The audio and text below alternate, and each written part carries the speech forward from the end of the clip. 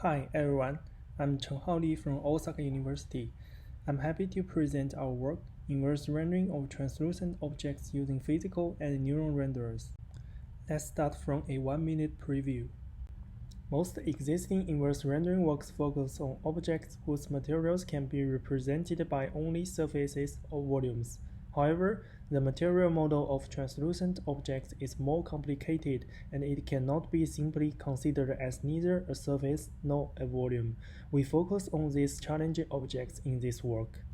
Given a pair of flash and no-flash images of a translucent object, our model jointly estimates surface normal, depth, roughness, scattering parameters, and illumination.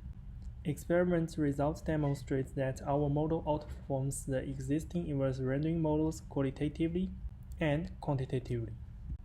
Next, we will provide more details about our work. The task of rendering is to create 2D images with given 3D properties. In contrast, inverse rendering aims to estimate 3D properties such as geometry, camera position, lighting, and materials using given 2D images. Inverse rendering is challenging due to the ambiguity problems. Specifically, a similar appearance can be achieved with different combinations of geometry, lighting, and materials. There are many approaches to represent geometry. Following the existing inverse rendering works, in this work, we use a depth map to represent coarse geometry and a normal map to provide more surface details. For illumination, we use the first 3-order spherical harmonics to approximate complex environment light. Translucent objects are omnipresent in our daily life. Wax, marble, human skin, or even a glass of milk, they are all translucent objects. Translucent material is complicated because it exhibits surface and subsurface scattering at the same time. Both surface and subsurface scattering can affect the object's appearance significantly. In this work, we use a spatially varying BSDF to represent surface scattering and homogeneous radiative transport equation to represent subsurface scattering. Subsurface scattering is a physical phenomenon that occurs inside translucent objects. When a beam of light interacts with the participating medium, it may be absorbed by the medium, pass through it directly, or leave the medium after multiple bounces. In our material model, we use the extinction coefficient sigma t to control the optical density, the volumetric albedo alpha to determine whether the photons are observed or scattered during volume events, and Hennig-Greenstin phase function parameter g to control the scattering direction. However, complicated material representation introduces more ambiguities, because from the captured image, we do not know whether the intensity comes from surface scattering or subsurface scattering or both. The core research question of this study is how to deal with this ambiguity problem. We propose a supervised neural network that jointly estimates geometry, material, and illumination. It contains an estimator, a 2-renderer reconstruction module, an augmented loss module. Detailed information will be given in the following slides. The architecture of our estimator follows a single encoder and a multiple decoder pipeline. Given an image and a mask to locate the object, it estimates surface normal, depth, roughness, spherical harmonics, and subsurface scattering parameters at the same time. Our first improvement is the flash and no-flash input design. The motivation for this two-shot design is that the appearance of translucent objects is greatly affected by illumination. For example, if we put light source behind the hand, we can clearly see the blood vessels. Flash and no-flash inputs can help disambiguate surface and subsurface scattering. We add this flash image IF to the input images. Considering that different devices have different flashlight intensities, we also estimate the flashlight intensity I. Computing the reconstruction logs using a general-purpose differentiable renderer is a common technique in the field of the inverse rendering.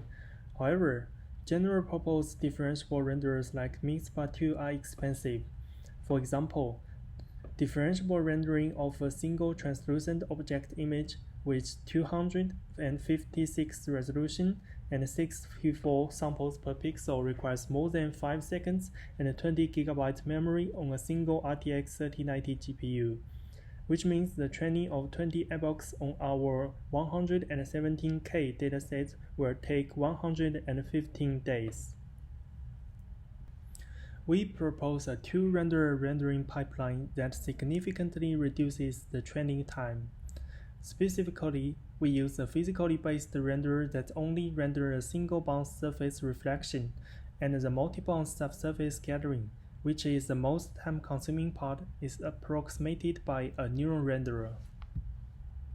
However, there is also a problem with the proposed two-renderer pipeline. The purpose of using reconstruction loss is to assist the parameter estimation. However, the neuron renderer may treat the estimated subsurface scattering parameter as an arbitrary latent code, thus fails to guide the training of our estimator. We must give the physical meaning of subsurface scattering parameters to our neuron renderer. Our solution is a K-branch augmented loss. Specifically, in each branch, we added the subsurface scattering parameters and keep the other parameters the same. Different subsurface scattering parameters should correspond to different appearances, and this gives the explicit physical meaning of the estimate subsurface scattering parameters. To train our model, we construct a large-scale synthetic dataset consisting of more than 117K translucent scenes. Each scene contains a human-created 3D model and is rendered with a spatially varying microfacet BSDF homogeneous subsurface scattering under an environment illumination. We compare our work with an existing inverse rendering work. Visual comparisons show that our model outperforms the existing model, and the reconstructed translucent objects are similar to ground truth images. We also conduct an ablation study to show the contribution of the proposed two-renderer pipeline, augmented loss, and two-shot inputs. Here, we demonstrate one application of the proposed method, which is material acquisition.